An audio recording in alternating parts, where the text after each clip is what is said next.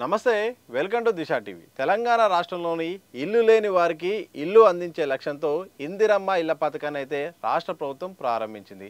ఇందులో భాగంగా ఇప్పటికే 71,000 మందిని అయితే సెలెక్ట్ చేసి పత్రాలు ఇచ్చింది. ఇక వెరిఫికేషన్లో భాగంగా చాలా మంది కూడా అనర్హులుగా తేలడంతో చాలా మందిని కూడా దాంట్లో తీసేసే ప్రయత్నం చేసింది. ఇక 4 దశల్లో పేమెంట్ ఇవ్వబోతున్న విషయం తెలిసింది. అందులో భాగంగా ఎవరైతే బేస్మెంట్ పూర్తి చేసుకుంటారో వారికి ₹1,00,000 కూడా అందిస్తామని ఇప్పటికే ప్రకటించిన సందర్భం నేపథ్యంలో ఇక లబ్ధిదారులకు సర్కార్ అయితే గుడ్ న్యూస్ చెప్పబోతుంది. ఎవరైతే బేస్మెంట్ ఇళ్ల నిర్మాణంలో భాగంగా పునాది కార్యక్రమాలు పూర్తి చేసుకుని బేస్మెంట్ పూర్తి చేస్తారో వారి అకౌంట్లోకి నేరుగా ₹1,00,000 వారం రోజుల్లో పడబోతున్నట్టు కూడా అధికార వర్గాలు అయితే తెలిపాయి. ఎందుకంటే ఇప్పటికే యాప్లో కూడా దానికి సంబంధించిన విషయాలను కూడా ఇప్పటికే వివరాలను కూడా పొందుపరిచింది. ప్రధానంగా హడ్కో నుండి హౌసింగ్ సొసైటీ మాత్రం 3,000 కోట్ల సంబంధించిన లోన్ కూడా తీసుకుంది. ఇక ఆ డబ్బుల్ని ఇందిరమ్మ ఇళ్ల పథకానికి సంబంధించిన లబ్ధిదారులకైతే అందించే కార్యక్రమం అయితే చేపట్టబోతుంది. నియోజకవర్గానికి 3,500 ఇల్లు ఇచ్చే లక్ష్యంగా, అలాగే ఓవరాల్గా సంవత్సరానికి 4,50,000 ఇల్లు పూర్తి చేసే టార్గెట్ పెట్టుకుంది సర్కార్. అందులో భాగంగా ప్రతి మండలానికి ఒక గ్రామాన్ని పైలట్గా చేర్చుకుని ఆ గ్రామంలో ఇందిరమ్మ ఇళ్ల సంబంధించిన లబ్ధిదారుల ఎంపిక, అలాగే ఆ ఇల్లు కూడా పత్రాలు కూడా అందజేసిన విషయం తెలిసింది. ఇక ప్రధానంగా లబ్ధిదారుల నుండి ప్రధానంగా వాళ్ళైతే ఎదురు చూస్తున్నారు. ఆ ఎదురు చూస్తున్న ప్రకారం ఇప్పటికే 13,000 సంబంధించిన ఇళ్ళ ప్రారంభమైతే దానికి సంబంధించిన పునాది కార్యక్రమాలు జరగగా, ఇక బేస్మెంట్ విషయంలో మాత్రం ఇక 1,267 మంది ఉన్నట్టు కూడా ఇప్పటికే తెలిసింది. వారికి వారం 10 రోజుల్లో ఇక వారి అకౌంట్లోకి ₹1,00,000 అందజేసే ఒక కార్యక్రమం అయితే ప్రారంభం కాబోతుంది. అయితే ఒక ప్రోగ్రాంగా నిర్వహించే కోణంలో కొంతమంది మాత్రం చెక్ల రూపంలో ఇచ్చి కూడా వారికి ఒక అధికారికంగా ప్రచారం చేసే క్రమంలో కూడా కొంతమందికి మాత్రం చెక్లు ఇచ్చే ఉద్దేశంతో కూడా సర్కారు ముందుకెళ్తున్నట్టు తెలుస్తుంది. ఇక ప్రధానంగా చూస్తే మాత్రం చాలా మందకోటిగా కొనసాగుతుంది. ఇందిరమ్మ ఇల్లు అనుకున్నంతగా వేగంగా కూడా కొనసాగట్లేదు. దానికి 2-3 కారణాలు కూడా తెలుస్తుంది. ఒకటి, మంచి ముహూర్తాలు లేకపోవడం ఒక సమస్య వచ్చింది. ప్రధానంగా ఈ నెల 9 తర్వాత ముహూర్తాలు ఎక్కువగా ఉన్నట్టు తెలుస్తుంది. ఇప్పటివరకు కూడా ముహూర్తాలు లేకపోవడంతో ఎవరు కూడా అంతగా పని ప్రారంభించలేదు. మరోవైపు వ్యవసాయ కార్యక్రమాలు ఉండడంతో, వ్యవసాయ పనులు ఉండడంతో వారు కూడా ఆ పనుల్లో నిమగ్నమై కూడా ఇళ్లపై పూర్తి స్థాయిలో గ్రిప్ పెట్టని పరిస్థితి, అలాగే నిధులు లేమి సమస్య కూడా కనిపిస్తూ ఉంది. ప్రధానంగా ఈ యొక్క ఇందిరమ్మ ఇళ్ళ ఫస్ట్ ఫేజ్ విషయంలో మాత్రం, మొదటి విడత విషయంలో మాత్రం చాలామంది లబ్ధిదారులు మాత్రం ఇబ్బంది పడుతున్నారు ఆర్థికంగా డబ్బులు లేక. ఇప్పుడు బేస్మెంట్ నిర్మించాలన్నా దానికి సంబంధించిన చాలా ఖర్చుతో కూడుకున్న పని అయిపోయింది. ఇప్పటికీ లక్షల డబ్బు తీసుకొచ్చి ఇల్లు కట్టి దానికి సంబంధించిన ఎదురు చూసే క్రమంలో చాలామంది ఇబ్బందులు పడుతున్నారని కూడా ఇప్పటికే అధికారులు గుర్తించారు.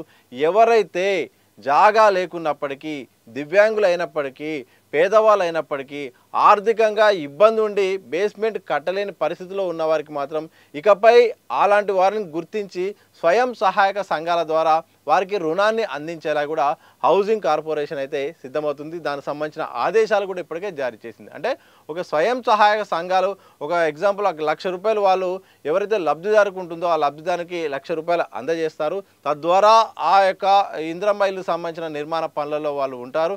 ఇక ఆ పూర్తయిన తర్వాత వారి అకౌంట్లో ఎలాగో హౌసింగ్ కార్పొరేషన్ నుండి లబ్ధిదారు అకౌంట్లోకి డబ్బులు వస్తాయి కాబట్టి ఆ వచ్చిన తర్వాత ఆ సంఘాలకు డబ్బులు ఇచ్చేలాగా కూడా ఒక అగ్రిమెంట్ జరిగేలాగా ప్లాన్ చేస్తుంది. ఎందుకంటే ప్రభుత్వ లక్ష్యం ప్రకారం అనుకున్నంత వేగంగా మాత్రం ఇళ్ల నిర్మాణం జరగట్లేదు.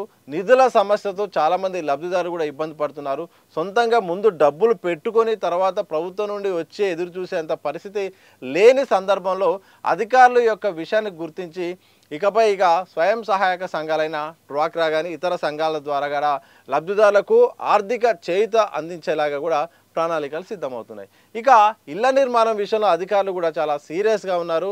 స్క్రూటినీ కూడా నిర్వహిస్తున్నారు. క్షేత్రస్థాయిలో ఎంత జరుగుతుంది, పూర్తి స్థాయిలో జరుగుతుందా లేదా అని కూడా ఎప్పటికప్పుడు జియో ట్యాగ్ చేస్తున్నారు. ఫోటోలు కూడా తీసుకునే ప్రయత్నం చేస్తున్నారు.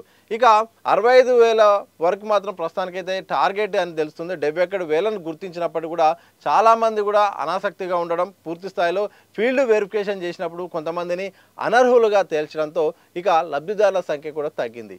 ఇక పేమెంట్ విషయంలో ఇక హడ్కో నుండి ఇప్పుడు డబ్బులు రావడంతో ఇక దీన్ని ఇక ఈ యొక్క హౌసింగ్ కార్పొరేషన్ నుండి లబ్ధిదారుల అకౌంట్లోకి డబ్బులు పడబోతున్న విషయం అయితే కాస్త లబ్ధిదారులకైతే ఈ విషయంలో ఊరట కూడా లభించబోతుంది.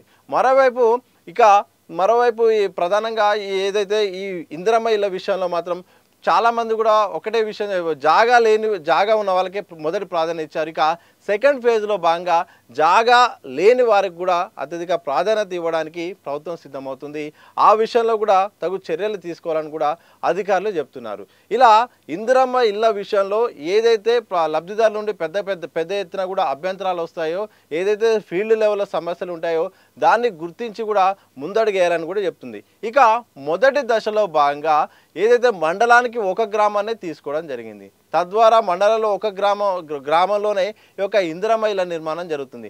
ఇక సెకండ్ ఫేజ్కి వచ్చే వరకు ఇక అన్ని గ్రామాల్లోనూ లబ్ధిదారులను సెలెక్ట్ చేయాలని కూడా ఇటు సర్కార్ అయితే సిద్ధమవుతుంది.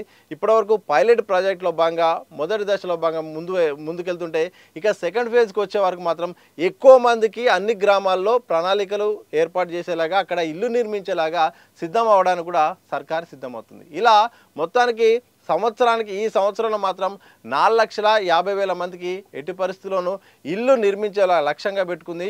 మొదటగా అత్యధిక ప్రాధాన్యత మాత్రం జాగా ఉన్న వారికి ఇల్లు నిర్మించేలాగా వారికైతే పత్రాలు అయితే అందజేసింది. ఇక సెకండ్ ఫేజ్కి వచ్చే వరకు ఇల్లు లేని వారికి కూడా అవకాశం కల్పించేలాగా కూడా ప్రణాళికలు సిద్ధం చేస్తుంది. ఇలా 4 దశల్లో పేమెంట్ ప్రాసెస్ ఉన్న నేపథ్యంలో బేస్మెంట్ పూర్తయితే మాత్రం ₹1,00,000 అయితే ఇవ్వబోతున్నట్టు ముందుగా చెప్పినట్టుగానే ఎవరైతే బేస్మెంట్ పూర్తి చేయబోతున్నారో వారి ఖాతాలోకి నేరుగా వారం 10 రోజుల్లో ₹1,00,000 జమ చేయడానికి ప్రభుత్వం అన్ని రకాల నిధుల సమీకరణ కూడా పూర్తి చేసుకున్నది. ఇక నిబంధనల ప్రకారం మాత్రం ఖచ్చితంగా ఇళ్ల నిర్మాణం జరగాలని కూడా ఇటు ప్రభుత్వం చెప్తుంది. అధికారులు కూడా అన్ని రకాలుగా స్క్రూటినీ కూడా చేస్తున్నారు. ఎవరైతే ఆర్థికంగా ఇబ్బంది పడతారో వారికి మాత్రం ఇక స్వయం సహాయక సంఘాల ద్వారా వారికి లోన్లు అందించే ఉపాయం చేయాలని కూడా అధికారులు ఆయా సంఘాలకు కూడా ఆదేశాలు జారీ చేశారు. తద్వారా ఎవరైతే ఇబ్బంది పడుతున్నారో వారికి ఇక ఇళ్ల నిర్మాణం సులభం కాబోతుంది. మరోవైపు ఇక ఇందిరమ్మ ఇళ్ల వేగవంతమైతే కొనసాగబోతుంది. ఇప్పటివరకు వ్యవసాయ పనుల కారణంగా సరైన ముహూర్తాలు లేకపోవడం వల్ల కూడా నిధుల సమస్య వల్ల కూడా చాలా వరకు పెండింగ్ అయిపోయింది. ఇక ఈ ఏసంగి కావడంతో చాలామంది కూడా అంత వ్యవసాయం ఒక వరి తప్ప మిగతా దాంట్లో కూడా కాస్త తక్కువనే పంట వేసుకున్నారు. నీళ్ళ కొరత కారణంగా ఇతర కారణంగా వ్యవసాయ పనులు తగ్గే అవకాశం ఉంది. ఇసుక కూడా ఇక ప్రభుత్వం అందిస్తుంది కాబట్టి ఫ్రీగా ఇవ్వబోతుంది. కూలీలు కూడా కాస్త అందుబాటులో దొరికే అవకాశం ఉన్న నేపథ్యంలో ఇక ఇందిరమ్మ ఇళ్ల సంబంధించిన నిర్మాణ పనులు కూడా జోరందుకోబోతున్నాయని కూడా ఇప్పటికే తెలుస్తుంది అందుతున్న సమాచారం ప్రకారం.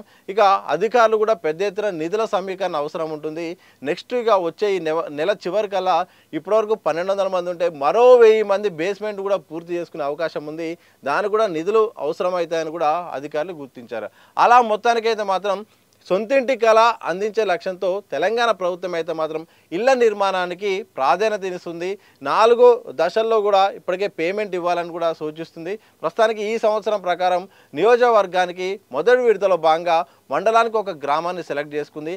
వారం 10 రోజుల్లో బేస్మెంట్ పూర్తి చేసుకున్న 1,200 మందికి మాత్రం ఇక మొదటి విడతలో భాగంగా ₹1,00,000 అందించే ఒక కార్యక్రమాన్ని చేస్తుంది. ఫీల్డ్ లెవెల్లో వస్తున్న పరిస్థితులను కూడా గమనిస్తుంది.